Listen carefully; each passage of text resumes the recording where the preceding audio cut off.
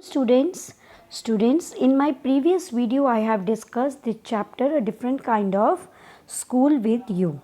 I have discussed complete text of this chapter, a different kind of school. Okay, and now I am going to discuss with you in my next video, this video, the questions, answers and the exercise of this chapter. Okay students, so working with text, I have also discussed this question in my previous video, but again I am going to tell you that put these sentences from the story in the right order and write them out in a paragraph. Okay, आपको क्या करना है, इसमें एक सही order में, आपको ये जम्बल्ड ऑर्डर दिया हुआ है and you have to put it in the correct order कि पहले क्या हुआ फिर क्या हुआ.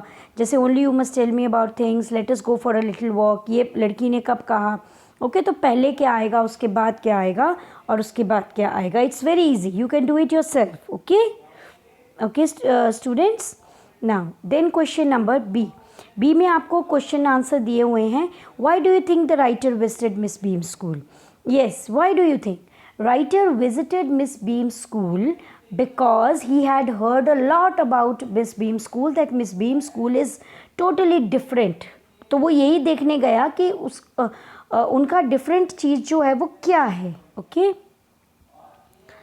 Then question number 2, what was the game that every child in the school had to play? क्या गेम थी? Every child in each term had to play one lame day, one blind day, one deaf day, one dumb day, okay, and also one crippled day.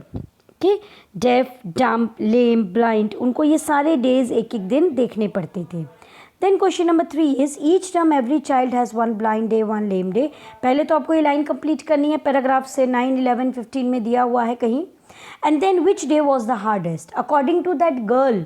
उस girl के according तो blind day सबसे hardest था. And why was it the hardest? Because she felt that you can't see, a person can't see anything, and he is every time under the fear that he can be hit. He could be hit by somebody or something. Everybody, she is in the pressure. वो इस डर में रहती है कि कभी भी कोई आके आगे से मार सकता है, चोट लग सकती है. Then question number 4, what was the purpose of these special days. इसका पर्पस क्या था? क्यों मिस बीम ने ये डेज बनाए थे? क्यों बनाए थे उन्होंने ये days? To make the children understand misfortune and to make them share misfortune. Bad luck को शेयर करना और उसको समझना, ये वो चाहती थी कि बच्चे इसको समझें, करें. Okay students, now working with the language. Yes, some words are given here like homesick, practically, it pains. We will find out the word meaning from this here, from this box. Homesick क्या होता है? वो बच्चा जो wanting to be at home. Okay, then practically होता है, यहाँ पर तो दिया है almost. वैसे नॉर्मली practically का मतलब होता है जो चीज़ आप प्रैक्टिकल करके देखते हो. Then it pains me, यहाँ पर आ जाएगा it hurts me. Okay, then appreciate करना होता है to understand the difficulties. Okay, thoughtless होता है नॉट वेरी केयरिंग. ओके, ये वाला. देन एक्सरसाइज होता है टेस्ट द स्ट्रेंथ ऑफ. यहाँ पर वैसे एक्सरसाइज का मतलब होता है कुछ काम करके देखना, कसरत भी होता है एक्सरसाइज. देन आ गया आपका रिलीफ. ओके, रिलीफ होता है अ वेलकम चेंज. यहाँ पर ये अकॉर्डिंग टू चैप्टर है वेलकम चेंज. अदरवाइज रिलीफ का मतलब होता है टू बी वेरी पीसफुल, शांत हो जाना, बड़ा सुख मिलना. ओके, टू बी हैप्पी एकदम. And then 8 is ghastly, means terrible. Okay students, now I think this is clear to you. Then reword these lines from the story. अब ये line दी हुई है, I had heard a great deal about miss Beam school. इसको आपने दूसरे शब्दों में लिखना है. इसका मतलब क्या है कि मिस बीम का स्कूल बड़ा फेमस था. It means that Miss Beam school was very famous. Then Miss Beam was all that I had expected, middle age, full of authority. Yes, इसका मतलब क्या है कि narrator found Miss Beam to be very authoritative, dominating and middle aged. Okay, Then I went to the window which overlooked a large garden. It means a large garden was visible from the window. मतलब ये चीज़, यही lines को थोड़ा सा अलग शब्दों में आपको लिखना है. I will send the text on my WhatsApp group to you. Answer मैं आपको इसके बताऊंगी. Here I am just discussing the questions. And then C, question number C में क्या है, कुछ पेज आपको एक डिक्शनरी का दिया हुआ है. इसमें क्या करना है, find a word which means the same as घासली. अब घासली का सेम वर्ड आपने फाइंड करना है और उसके दो मीनिंग लिखने हैं. ठीक है. Find a word part of school year. School year का एक पार्ट है, इसका एक वर्ड ढूंढना है. Find a word that means examination. चलो ढूंढते हैं. पहले हम घासली का मीनिंग ढूंढेंगे. ओके, घासली क्या हो सकता है, टेरेबल. यस, देखो यहाँ पर आ गया टेरेबल. कॉजिंग फियर, हाँ. फिर वेरी बैड, दो मीनिंग दिए हुए हैं. उसके बाद आ गया और आगे टेरिफाइंग. टेरिबल का मतलब होता है, टेरिफाइंग भी होता है, टेरर भी होता है. ठीक है, दो मीनिंग इसके आ गए. ठीक है. Let us see now the next word is part of a school year. इसको ढूंढते हैं. ये क्या हो सकता है, part of a school year. ये तो करिकुलम हो सकता है, ये सिलेबस हो सकता है, टर्म. Yes, term. अब टर्म के भी टू मीनिंग है. टर्म्स है फ्री मील्स, फूड वेजेस, कितने सारे मीनिंग है इन अ स्कूल ईयर. देखो इसके two meanings are already given here. Okay. Now third is examination. Yes, examination का क्या हो सकता है, टेस्ट. टेस्ट हो सकता है.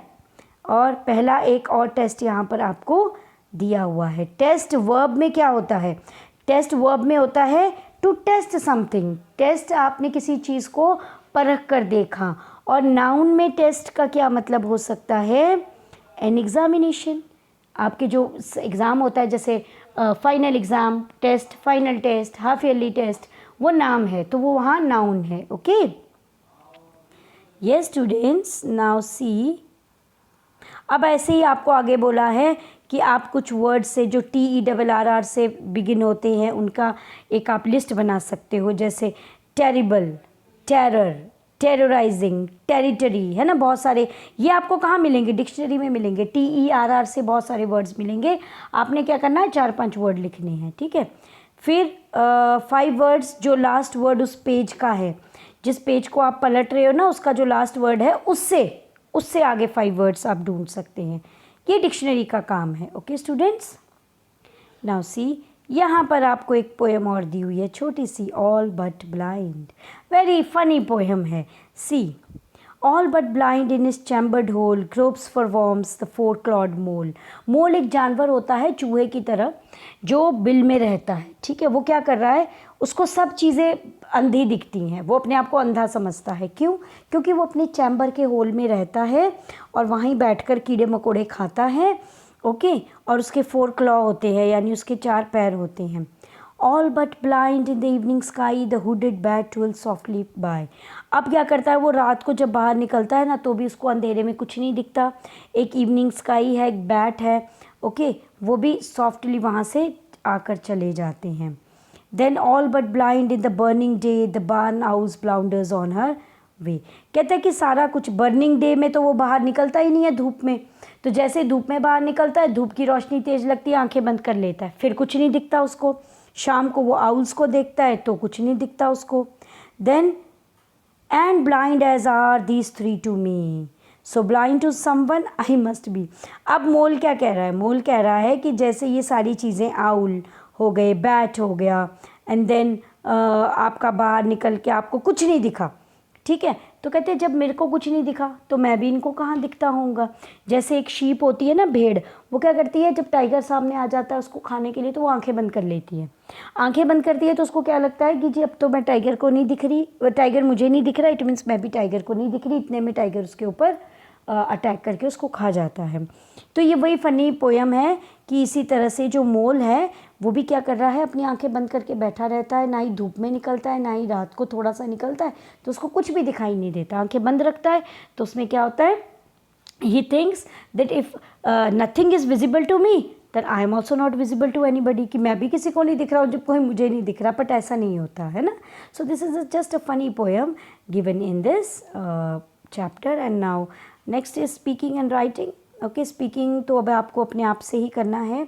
एंड राइटिंग में आप कर सकते हैं, look at your hands carefully, now write down for each finger one action. आप एक फिंगर के लिए एक एक्शन लिख सकते हो, ठीक है, कि आप एक एक फिंगर से क्या बता सकते हो, एक एक फिंगर से आप क्या काम कर सकते हो, ठीक है। तो ये आप अपने अकॉर्डिंग लिख सकते हो। ओके, यहाँ पे कुछ नो योर कंट्री भी दिया है, which states border Andhra Pradesh, which is the India's largest island, सबसे बड़ा आइलैंड कौन सा है, इसके आंसर भी दिए हुए हैं पेज नंबर 123 पे। तो बड़ी अच्छी एक्टिविटीज़ ये दी हुई हैं students. And now I think that all this questions are clear to you. I will send my this take solutions on my WhatsApp group. Okay students, so I think now the questions are clear to you. अगर question आपको clear हो जाते तो answer आप अपने आप से भी लिख सकते हैं। Okay, thank you students.